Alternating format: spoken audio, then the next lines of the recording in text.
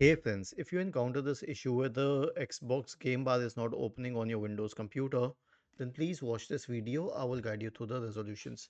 Now, it's not very difficult to fix it. Here's what you have to do exactly. First of all, right click on the start button, select settings from the menu, go to the Windows Update tab, click on check for updates and make sure that each and every update is installed. Because if you installed an older version of Windows on your computer, in that case the game bar may not exist because it's not a part of your system. But if it's a newer version, then the game bar will exist. Whether it would work with the game or not depends on the system requirements, but the game bar itself will work. Okay, now once this is sorted out, then search for game bar in the Windows search bar and then go to game bar.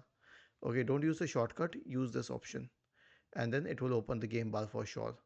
If that doesn't help either, then you'll have to obviously reset the computer, but I think that you won't have to do that much.